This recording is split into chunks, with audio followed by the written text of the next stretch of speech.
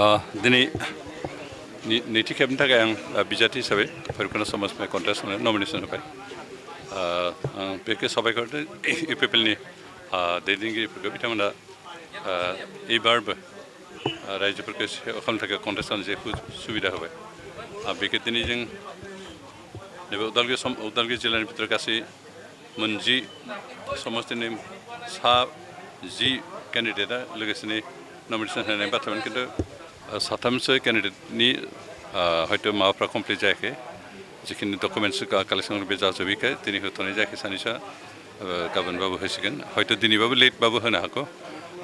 जों जिहेतु खौसेयै खामानि मावदों, खौसेथिनि थाखाय खामानि मावदों, बेनिखायनो दिनै गासै उदालगुरि जिल्लानि मोन 10 केन्डिडेट गासैबो जयैनो नमिनेसन होनानै फैबाय। जों साबायखर होदों रायजो राजाफोरखौ जे इउपिपिएलनि जेसेबां रायजो राजा सापर्टार बिथांमोना ज'यै फैनानै जोंखौ मदद आरो हेफाजाब दिन्थिफैनो थाखाय। आरो दिनै रायजो राजाफोरनि जे लैहोर लैहोर नुजाथिफैनाय बेनो फोरमान होदों जे उदालगुरि जिल्लानि जेसेबां समस्ति दं बे समस्तिनि भटारफ्रा दिनै इउपिपिएलजों दं आरो इउपिपिएलखौ सापर्ट खालामदों। बेनिखायनो जों एबारनि जि बिसायख'थिनि फिथाइ बियो इउपिपिएलनि पक्षजों थांगोन, बे खाथां।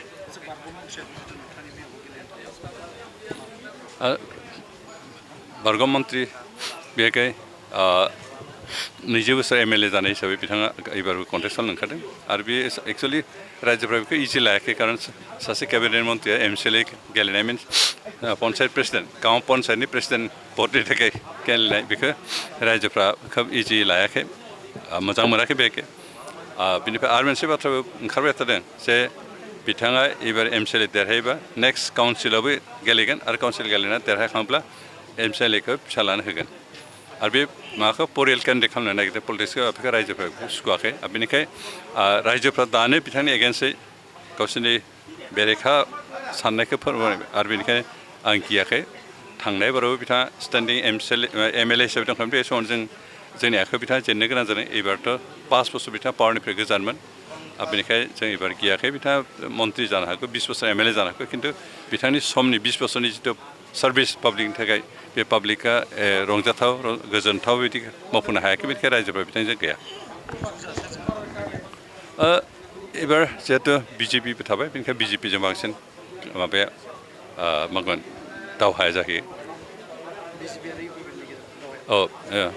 बिजेपि आरो इउपिपिएलनि गेजेराव थांनाय बारावबो बिजेपि इउपिपिएलनि गेजेराव जादोंमोन, आरो बिपिएफआ 3rd पजिसनाव थायोमोन, एबारबो 3rd पजिसनाव थायो।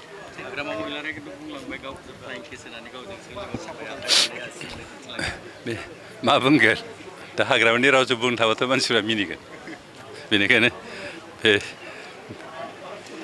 मानसिफ्रा भटारनि खाथिराव जायखौबो सनमान होगोन, बे मोनसे समनि चिफ हिसाबै बिथांखौ सनमान होदों। बेनो बेखौ बुजायाखै जे बिथांखौ फ्लाइं किस होनायानो बिथांखौ समर्थन खालामदों बा बिथांनो भट होगोन, बे बाथ्राखौ बुजायाखै। बिथाङा गोबां बाथ्राखौ खोब सिरियासलि साना, आरो बेखौ सा साजों बुंनाय, बेनिखायनो बिथांनि बाथ्राया जेबो मिनिं गैया।